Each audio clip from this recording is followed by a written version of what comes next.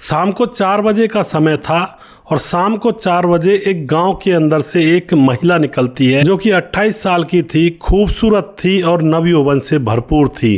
वो देखने में बहुत ही ज़्यादा खूबसूरत थी। गांव के अंदर उसके हल्ले थे।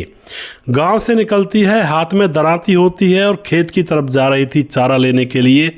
और 4 बजे के समय खेतों में बड़ा सुनसान माहौल था, वहाँ पर कोई भी नहीं था। लेकिन वह अकेली चली जाती है पगडंडियों से होती हुई और जाकर के अपने खेत में चारा काटने लगती है। जैसे वह चारा काट रही थी तभी दूर सड़क पर उसको जाता हुआ एक साधु के भेष में एक आदमी दिखाई देता है। अब वह देखती है नज़र उठाकर। अब पता नहीं उसके मन में क्या चल रहा था, दौड़कर जाती है और कहती है, साधु बाबा रुकिए, साधु बाबा रुकिए। यह कहने के बाद जो साधु के भेष में दूर सड़क पर वह व्यक्ति जा रहा था, वह एकदम से रुकता है कि क्या परेशानी है इस महिला को। और यह महिला उसके पास पहुंच जाती है और वहां जाने के बाद अब यह महिला उस साधु के भेषधारी व्यक्ति से कुछ ऐसी बातें कहती है। फिर वह साधु के भेषधारी जो व्यक्ति था, वह भेषधारी इस महिला के साथ इसके खेत में चला जाता है। और उसके बाद जो यहाँ पर दोस्तों जो होता है, बड़ा ही विचित्र सा लगने वाला यह वाक्य है और इन घटनाओं से बहुत कुछ सीखने को मिलता है। आपको स्टार्टिंग या टाइटल कुछ अट्टा पट्टा सा लग सकता है, लेकिन इन घटनाओं के अंदर बहुत सारी चीज़ें सीखने को मिलती हैं, बहुत सच्चाई होती है। पूरी घटना को जानेंगे, क्या हुआ था उसके बाद खेत के अंदर। नमस्कार, मैं हूं सुदेश कुमार और तिरछी बात चैनल में आपका स्वागत है। यह घटना घटित होती है उत्तर प्रदेश का शामली पड़ता है। शामली के अंदर ही कट्टुपड़ी गांव आता है। कट्टुपड़ी गांव के अंदर भारती नाम की एक महिला रहा करती है। उम्र 28 साल है। वह अपने पति के साथ रहती है। पति का नाम अजय है। अजय की उम्र 30 साल है। इन दोनों को अभी तक बच्चे नहीं हुए हैं दोस्तों। ये किस्मत की बात कहें या कुछ और कहें, लेकिन अभी यह बिना बच्चों के हैं। अजय के पास 2 किला ज़मीन है। दोनों पति पत्नी खेतों में कमाते हैं और खेतों से जो फसल पैदा हो जाती है उस फसल से अपना गुजर बसर किया करते हैं। समय तो अच्छे से कट रहा था। ज़्यादा अमीर नहीं थे तो ज़्यादा गरीब भी नहीं थे। गांव में घर था, खेत था और प्लॉट भी था गांव के अंदर जो गोबर वगैरह डालने के लिए। अब यहाँ पर क्या होता है दोस्तों, फसल पक गई थी और फसल अब कटवाई जाती है और फसल कटने के बाद जो गेहूं अनाज वगैरह होता है उसको मंडी पहुंचाना होता है। दोनों पति पत्नी बहुत ज़्यादा खुश हो रहे थे कि अब हमारी जो फसल है वो मंडी जाएगी और वहां से कुछ पैसे आएंगे और उन पैसों से हम ये करेंगे वो करेंगे, यानी कि पूरी प्लानिंग इन्होंने कर रखी थी, जैसा कि एक आम साधारण फैमिली के अंदर लोग बाग करते हैं। फसल बेचने के लिए अब यह आदमी जो होता है अजय, ट्रैक्टर की ट्रॉली में फसल डाल करके मंडी ले जाता है और वहाँ पर मंडी में फसल को बेच देता है। अब फसल बेचने के बाद मंडी से जो पैसे मिलते हैं उनको अपनी जेब में रख करके वापस शहर से गांव की तरफ आने लगता है। लेकिन जैसे ही ये सवारी का इंतज़ार कर रहा था और गांव की तरफ आ रहा था, सवारी इसको मिलती नहीं है, थोड़ा लेट हो गया था। गांव का सुनसान रास्ता था, सुनसान सड़क थी, तो यह पैदल पैदल निकलने लगता है। पैदल पैदल जैसे ही ये गांव की तरफ आ रहा था तभी दोस्तों मोटरसाइकिलों से 4 लोग आते हैं। 2 बाइक थी, उन दोनों बाइकों पर 2-2 लोग बैठे हुए थे। क्योंकि दोस्तों ऐसे माहौल में जो चोर लुटेरे होते हैं उनको बहुत पता होता है कि भाई किसानों की फसलें बिक रही हैं तो कोई ना कोई किसान से अकेला निकले पैसे लेकर के तो उसको हम घेर लेते हैं। ऐसा बहुत जगहों पर देखने को मिलता है। ऐसा ही इसके साथ होता है। जैसे ये गांव की तरफ सड़क से अकेला जा रहा था तो 2 बाइक आकर के इसका रास्ता रोक लेती हैं और इससे पैसे छीन लेते हैं। अब ये ज़्यादा उनसे कुछ कह नहीं पाता है क्योंकि वह 4 लोग थे, ये अकेला था, ना ही लड़ पाता है ना ही कुछ और विरोध कर पाता है। अब वो लूट कर पैसों को भाग जाते हैं। यह बेचारा आंखों में आंसू आ जाते हैं कि पूरे साल भर की मेहनत, जिसके ऊपर हम खुश हो रहे थे कि अब पूरे साल भर का खर्चा इन पैसों से चल जाएगा दोनों पति पत्नी का, लेकिन हमारे खेतों की जो फसल के पैसे थे वो तो छिन गए। लेकिन ये दिल में तसल्ली देता है कि चलो फसल के पैसे ही तो छीने हैं, भाग्य को तो नहीं छीन ले गए हैं। अगले साल फिर से फसल होगी और फिर से मैं फसल को बेच कर आऊँगा, लेकिन अब की बार मैं अकेला नहीं आऊँगा फसल को बेचने के बाद शहर से गांव की तरफ। यह घर जाता है, उदास चेहरा था। पत्नी देखती है क्या हुआ, उदास चेहरा कहाँ है, पैसे कहाँ हैं। उदास चेहरा क्यों कर रखा है आपने। अब ये पत्नी के सामने थोड़ा आंखों में आंसू भर लाता है, क्योंकि दोस्तों किसान के पास तो फसल के जो पैसे होते हैं वही साल भर के लिए पूंजी होते हैं। पत्नी कहती है क्या हुआ, पैसे कहाँ गए, तो वह बता देता है कि 4 लोग आए, रास्ते में पैसे छीन कर ले गए, अब कैसे खर्चा चलेगा। जो पत्नी होती है उसको हिम्मत देती है कि आप चिंता मत करो, अरे पैसे ही तो छीने हैं, तुम्हें तो कुछ नहीं हुआ ना, तुम तो सही सलामत हो, यही बहुत बड़ी बात है भगवान की। और चलो वो पुलिस थाने चलते हैं, लेकिन वह कहता है कि अब पुलिस थाने कहाँ घूमेंगे, बिना बात किए बात आगे बढ़ेगी, हमारे पास पैसे भी नहीं है आने जाने के लिए, किराए तक का भी हमारे पास जुगाड़ नहीं है।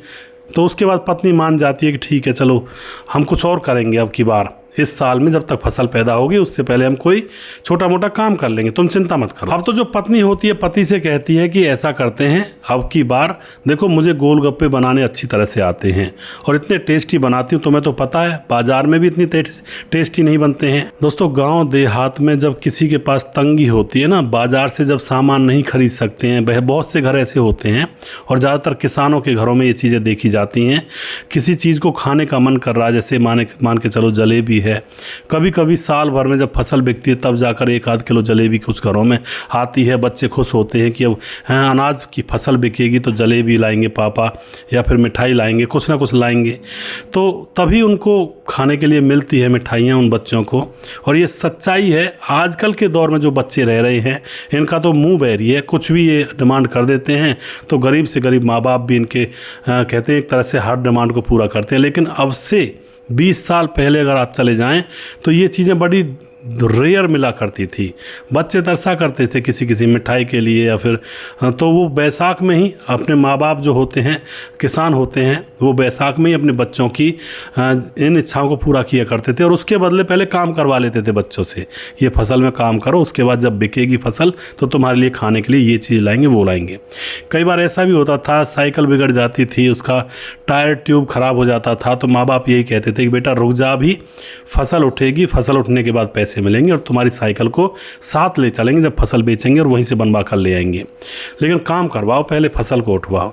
तो ये कंडीशनें होती हैं। तो इसी तरह से जो यह महिला थी जिसका नाम था भारती, पति से कहती है कि तुम्हें तो पता ही है गोलगप्पे हम घर पर कितना स्वादिष्ट बना लेते हैं, क्योंकि कभी पैसे नहीं होंगे बाज़ार से लाने के लिए, पत्नी ने घर पर बनाए होंगे तो पति ने कहा होगा ये तो बाज़ार से भी ज़्यादा स्वादिष्ट हैं। इसी तरह से चलता है जुगाड़। तो पति से कहती है पत्नी कि हम गोलगप्पे की रेहड़ी लगा लेंगे गाँव के अड्डे पर और खूब पैसे की आमदनी होती है, इन चीज़ों से खर्चा बहुत कम होता है। पति राज़ी हो जाता है और फिर गाँव के ही चौराहे पर गोलगप्पे की रेहड़ी लगा लेते हैं ये लोग, क्योंकि अब की साल फसल के पैसे तो है नहीं, अब खर्चा तो चलाना पड़ेगा कहीं ना कहीं से। रेहड़ी जैसे लगाते हैं तो इनकी बिक्री काफ़ी अच्छी होने लगती है, क्योंकि वाकई में ही भारती बहुत अच्छे गोलगप्पे बनाया करती थी, तो भीड़ लगने लगती है और गांव में बच्चे और जो ज़्यादातर लड़कियां होती हैं, बच्चे छोटे छोटे, तो गोलगप्पे खाया करते हैं तो दिन में काफ़ी अच्छी इनकी कमाई होने लगती है। दोनों पति पत्नी बहुत खुश हैं और अब तो इनको कहते हैं ना व्यापार का एक चस्का सा लग जाता है अपने काम करने का। कहते हैं इतनी कमाई तो खेतीबाड़ी में भी नहीं होती है, पूरे साल भर कमाते हैं तब जाकर थोड़े पैसे मिलते हैं और फिर लागत बहुत ज़्यादा लग जाती है। अब इन दोनों पति पत्नी को चस्का लग गया था और बहुत ही खुश हो रहे थे बेचारे। लेकिन दोस्तों अब वक्त का पहिया उल्टा घूमता है। वो वक्त का पहिया कैसे उल्टा घूमता है, एक दिन की बात है, यह जो भारती अपनी रेहड़ी पर काम कर रही थी, बहुत सारे लोग जिनको गोलगप्पे खिला रही थी, तभी उस रेहड़ी के पास आकर गाँव के ही 2 लड़के रेहड़ी के पास जो मेज़ पड़ी रहती है उन मेज़ पर बैठ करके शराब पीने लगते हैं। यह देख करके जो भारती होती है कहती है कि भैया ऐसा करो आप दूर जाकर बैठकर शराब पी लो, क्योंकि मैं महिला हूँ, मेरी रेहड़ी है, गांव वाले कोई देखेंगे कि भाई महिला रेहड़ी पर बिठाकर शराब पिलाती है तो भाई मेरी बदनामी होगी। मैं ऐसा नहीं चाहती कि मेरी बदनामी हो, तो मैं कुछ खाने के लिए लेना तो मैं अपनी रेहड़ी से बना देती हूँ और उसको लेकर के तुम थोड़ा सा दूर जाकर शराब पी लो। अब यह बात वह महिला कहती है और सही भी है बात, महिला के पास बैठकर शराब पीना ठीक भी नहीं है और वो भी किसी और की महिला। लेकिन वह लड़के मानते नहीं हैं, हम तो यहीं पिएंगे और हम तो यहीं पे बैठ कर पिएंगे, तुम्हारे बाप की जगह नहीं है जहाँ पर रेहड़ी लगाई हुई है, ये सब की जगह है। ऐसी बातें वह लड़के करते हैं उस महिला से। इतने में ही जो पति होता है अजय, वह वहाँ पर आ जाता है, क्योंकि पास में घर था और चौराहा भी उनके घर के पास ही था। वह भी खूब समझाता है उन दोनों लोगों को कि देखो भैया, हम गरीब आदमी हैं, थोड़े बहुत पैसे कम जाते हैं, और ऐसे तुम यहाँ पर शराब पियोगे तो ये है जो ठिकाना है बदनाम हो जाएगा, और गांव के अंदर तो बदनामी बहुत ज़्यादा होती है। तुम दूर पी लो, तुम कहो तो मैं तुम्हें ला करके दे देता हूँ। पानी चाहिए पानी ला कर दे दूँगा, तुम्हें पेप्सी चाहिए पेप्सी ला कर दे दूँगा, गोलगप्पे चाहिए गोलगप्पे ला कर दे दूँगा, दही वल्ले चाहिए दही वल्ले भी ला कर दे दूँगा अपनी दुकान से, और तुम्हारी मेहमानों की तरह खातिरदारी कर दूँगा, लेकिन यहाँ से उठ जाओ। लेकिन दोस्तों वो दो लड़के बेवकूफ़ थे, बिल्कुल मना कर देते हैं, नहीं हम नहीं उठेंगे, तुम्हारे बाप की जगह नहीं है, यहाँ पर सब आ जा सकते हैं, तुमने कोई खरीद नहीं रखी है चौराहे की जगह। इतने में ही जो पति होता है उसको बहुत गुस्सा आ जाता है, और वह गुस्से में आकर के उनके ऊपर पिटाई लगा देता है। वहीं पर दुकान के पास में एक डंडा रखा हुआ था कुत्ते वगैरह भगाने के लिए, उस डंडे से उनके ऊपर वार कर देता, और गुस्सा इतना ज़्यादा था कि वह उनके हाथ पांव तोड़ देता है, यानी कि थोड़े बहुत फ्रैक्चर आ जाते हैं। वो गांव की भाषा में उसको हाथ पांव तोड़ना ही कहते हैं। उसके बाद तो गांव के लोग इकट्ठे हो जाते हैं, उन लड़कों के माँ बाप भी आ जाते हैं। यह उन लड़कों के माँ बाप को बताता है कि देखो ये इतनी बदतमीजी कर रहे थे और मुझसे रुकाने गया, इसलिए मैंने पिटाई लगाई है। अब तो यहाँ पर दोस्तों जो घर वाले होते हैं उन लड़कों के, वो अपने बच्चों की हिमायत लेते हैं। पुलिस को बुलाया जाता है और पुलिस आकर के उस अजय को पकड़ लेती है और कोर्ट में पेश किया जाता है। कोर्ट में जैसे पेश किया जाता है तो 1 साल की उसको सज़ा हो जाती है। जबकि उन लड़कों के वो हाथ पांव तोड़ना तो मैंने वैसे ही कहा है, और जबकि थोड़ी बहुत चोट आई थी उनको, लेकिन गांव के अंदर ये लैंग्वेज होती है, थोड़ा बहुत किसी ने डंडे से पिटाई कर दी तो ये कहते हैं उसके तो हाथ पांव तोड़ दिए। अब 1 साल की इसको सज़ा हो जाती है। 1 साल बाद अब ये वापस आएगा। गलत काम तो ऐसा नहीं किया था इसने, लेकिन थोड़ा सा कानून को हाथ में तो लिया था। घर में पत्नी अकेली रह जाती है।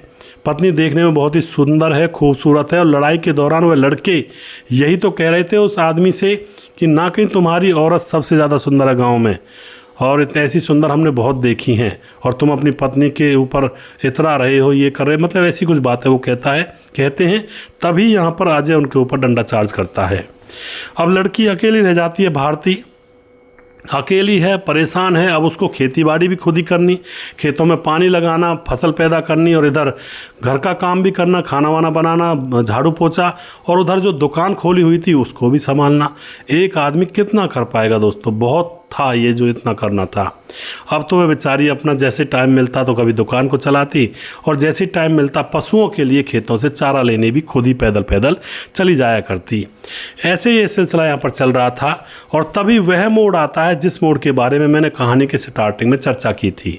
जैसे शाम के 4 बजे चारा लेने के लिए खेतों पर गई थी, वहाँ पर चारा काटने लगती है। बहुत परेशान थी, आंखों से आंसू निकल रहे थे कि मेरे भाग्य कितने ख़राब, मेरा पति जेल में है और खेती बाड़ी मुझे करनी पड़ रही है, दुकान भी मुझे चलानी पड़ रही है, पति के लिए खर्चा पानी भी भेजना पड़ता है मुझे इस दुकान से कमा करके, और मेरे बच्चे भी पैदा नहीं हुए अभी तक, और मेरी कैसी किस्मत है, बड़ी ही बेकार किस्मत है। किस्मत को रो रही थी बेचारी, सोच रही थी कोई रास्ता मिल जाए। तभी दूर सड़क पर जाता हुआ एक साधु के भेष में उसको एक आदमी नज़र आ जाता है। अब उसको उम्मीद लगती है कि अगर इस साधु से पूछा जाए कि मेरे दुखों का निवारण कैसे होगा तो शायद ये कोई रास्ता बता दे। दूर तक भागती है, बाबा बाबा रुकिए रुकिए बाबा, और वह बाबा इसकी आवाज़ सुन करके सड़क पर खड़ा हो जाता है। यह बाबा के पास पहुंच जाती है और जा करके बाबा के पांव छूती है कि बाबा आप तो बहुत देर से मैं आपको आवाज़ लगा रही हूँ, आप तो सुनने का नाम ही नहीं ले रहे। अब जो बाबा के भेष में वह भेषधारी था वह कहता है कि बच्चा मुझे सुनाई नहीं दिया। उसके बाद यह कहती है बाबा मुझे आपसे हाथ दिखवाना है, मेरे बड़े बुरे दिन चल रहे हैं, मेरा पति जेल में है, बच्चे पैदा नहीं हुए, और मैं अकेली हूँ, घर में खेती बाड़ी मुझे करनी पड़ती, घर का काम भी, और एक छोटी सी दुकान है गोलगप्पे और दही वल्लों की, वो भी मुझे चलानी पड़ती है। जो बाबा होता है इसका हाथ देखने लगता है वहीं सड़क पर। अब हाथ देखते देखते बाबा कहता है कि ओ हो तुम्हारे घर में तो भूत प्रेत का साया है। अब यह बात सुनते ही महिला थी बेचारी, वो कहती है भाई भूत प्रेत का साया तो बाबा कैसे निकलेगा। बाबा कहता है जो भेषधारी होता, बाबा नहीं कहूँगा उसको, वो भेषधारी था, बाबा का भेष धरे हुए था। अब कोई श्री राम जी के गेटअप में आ जाए तो उसको क्यों राम थोड़े कहेंगे, तो यह भेषधारी था। अब यह कहता है कि इसके लिए तुम्हें पूजा करवानी पड़ेगी, और पूजा मैं आज ही कर सकता हूँ, उसके बाद मैं काशी जा रहा हूँ। अब तो यह महिला कहती है ठीक है बाबा आज ही करवा लूँगी मैं पूजा, और फिर कैसे होगी पूजा? वह बताता है तुम्हारे घर में जाकर मुझे घर की शुद्धि करनी पड़ेगी, हवन यज्ञ करना पड़ेगा और वहीं पर जाकर होगा जो भी कुछ होगा। तो यह जो महिला होती है भारती कहती है ठीक है बाबा, आप मेरे साथ घर चलो और वहाँ पर हवन करना और मैं जो भी आप मंगाओगे मैं ला कर दे दूँगी। तो और लेकिन उससे पहले मेरा जो चारा है वो कटा हुआ रखा है और बस गठरी बांधनी है। जो चारा होता है ना भैंसों का, जैसे घास फूस या जो भी कुछ होता है, गठरी बांधनी है, उसको उठवा ले चलना मुझे, यानी कि सर पे उस गठरी को, पोटरी को रखवा देना। क्योंकि अकेली थी तो अकेली पे ज़्यादा मेहनत करनी पड़ती होगी वो पोटरी को सर पर रखने में। तो बाबा कहता ठीक है। तो दोनों खेत में चले जाते हैं। खेत में जाने के बाद अब क्या होता है, जो महिला होती है वह अपना जो चारा उसने काटा हुआ था उसको एकत्रित करती है, इकट्ठा करती है और उसको एक गठरी बना देती है। और जैसे वह महिला झुक झुक करके अपना चारा इकट्ठा कर रही थी तो उसके चेस्ट के कुछ हिस्से उस बाबा जी की, यानी कि उस भेषधारी की नज़र उन पर पड़ रही थी और पता नहीं उसके मन में क्या क्या विचार आ रहे थे। तभी जो महिला होती है भारती कहती है बाबा गठरी को थोड़ा हाथ लगा दीजिए। अब जैसे गठरी को उठाने के लिए दोनों झुकते हैं, फिर से उस भेषधारी की नज़र उस भारती की चेस्ट पर जाती है और फिर से उसको कुछ अधूरे अंग दिखाई देते हैं। और दोस्तों अब क्या होता है, गठरी उठवाई जाती है, दोनों घर आ जाते हैं। घर आने के बाद अड़ोसी पड़ोसी पूछते हैं भारती क्या किस लिए महाराज को बुला कर लाई है? भारती बता देती है कि हमारे घर में कोई प्रेत बाधा है, हवन करवाऊंगी जिससे कि ये जो समस्याएं मेरे साथ हो रही हैं सारी कट जाएं। उसके बाद दोस्तों वह कहती है क्या लाना है महाराज? तो वह हवन यज्ञ की सामग्री लिख कर दे देता है। महिला बाजार से मंगवा देती है, खाना बनाती है, अड़ोसी पड़ोसियों को एक दो को निमंत्रित करती है। जैसे अड़ोस पड़ोस में होते हैं ना, भाई हमने खीर बनाई है, पूड़ी बनाई है, आप आ जाना, पूजा का काम है। तो खाना वाना खाने के बाद अब शाम जैसे कि हवन हो जाता है तो बाबा कहता है कि अरे अब यहाँ पर यह तो हो गया लेकिन इससे बात नहीं बनेगी। जो भेषधारी होता है वह कहता है, महिला कहती क्या होगा बाबा फिर? वह कहता 3 दिन लगातार पूजा चलेगी तब जाकर यह काम होगा। तो उसके बाद महिला कहती है ठीक है बाबा कोई दिक्कत नहीं है, 3 दिन पूजा करो और मैं जो भी खर्चा होगा वो मैं वहन करूँगी। और उसके बाद उस बाबा जी की एक चारपाई बिछा देती है और ख़ुद कमरे में जाकर सो जाती है। अब बजते हैं रात के 11 बजे। जो वह भेषधारी था उसको नींद नहीं आ रही थी, वह पाँव को इधर उधर फैला रहा था। खड़ा होता है, खड़ा होकर के अचक अचक धीरे धीरे पाँव से उस महिला के कमरे में चला जाता है और वहाँ जाने के बाद उसके बिस्तर पर लेट जाता है और फिर उसके साथ गंदी हरकत करने लगता है। लेकिन दोस्तों वह महिला एकदम से झल्ला उठती है और कहती है कि तुम क्या हरकत कर रही हो? तुम तो बहुत ही कमीने आदमी हो, तुम बाबा नहीं हो, तुम तो बाबा के भेष में डकैत हो। उसके बाद वह महिला पहले तो उससे यह कहती कि दूर रहो मुझसे और यहाँ से अभी अभी निकल जाओ। मतलब ज़ोर से शोर नहीं करती जिससे कि बदनामी ना हो, चुपचाप निकल जाए तो ये निकल ही जाए। लेकिन वह मानता नहीं है और ज़बरदस्ती उसको टच करने की कोशिश करता है। महिला भागती रहती है आगे और वो भेषधारी पीछे। और उसके बाद जब लगता है कि भाई ये मानेगा नहीं तो वह महिला कोने में खड़ी हुई एक रॉड थी, उस रॉड को उठाती है और उस रॉड से उस बाबा के सर पर वार कर देती है। वह जो भेषधारी है ज़ोर से चिल्लाता है, आस पड़ोस के लोगों को सुनाई भी देता है। लेकिन अब वह महिला रुकने का नाम नहीं ले रही थी। उसके अंदर इतना गुस्सा भर गया था और वह उस भेषधारी के सर पर इतने वार करती है कि वह वहीं पर ढेर हो जाता है। आस पड़ोस के लोग आते हैं, पूछते हैं ये क्या कर दिया? सबको बताती है कि मेरी इज्जत के साथ खेलना चाहता था, अकेली हूँ तो इसका मतलब ये थोड़ी है कहीं भी कुछ भी कर लूँगी। उसके बाद दोस्तों आस पड़ोस के लोग उस बाबा जी को, यानी कि बाबा जी के भेषधारी को उठा करके हॉस्पिटल ले जाने की कोशिश करते हैं, लेकिन रास्ते में उसकी मृत्यु हो जाती है। अब पुलिस को भी बुलाना था, भाई यहाँ पर एक हत्या का मामला था।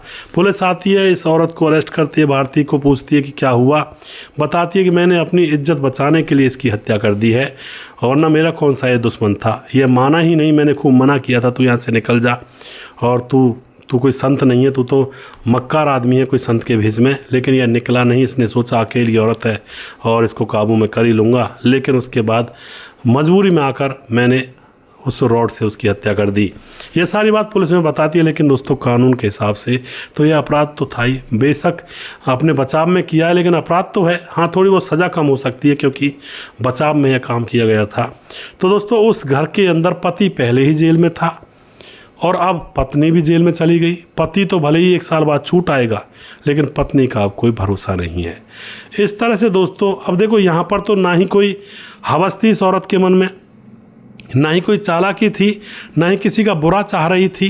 बाबा जी को बुलाया था, उस भेजदारी को अच्छी तरह खातिरदारी की थी, खाना खिलाया था। बेचारी ने सोचा था कि मेरे घर की जो ब्यादा है, भूत प्रेत की आफत है, वो कट जाएगी, लेकिन फिर भी ज़बरदस्ती इसका घर बिगड़ गया। उधर ऐसे ही लड़कों के साथ झगड़ा हुआ था, तो वहाँ पर भी है उन लड़कों से झगड़ा नहीं करना चाहते थे, सब तरह की कंडीशन रखी थी, भाई आप दूर चले जाओ, हम झगड़ा नहीं करना चाहते।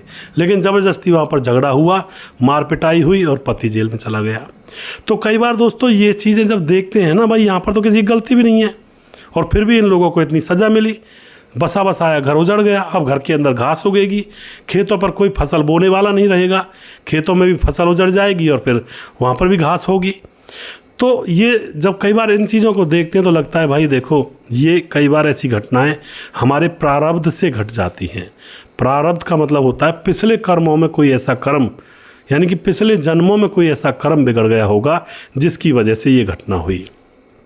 यहीं पर आकर संतुष्टि कर ली जाती है कि भाई यही होगा और तो इसके अलावा कुछ होगा नहीं। तो इस घटना से एक तो सबक ये मिलता है कि भाई कभी भी जीवन में इतराए ना कि हमारे साथ कुछ भी नहीं हो सकता है।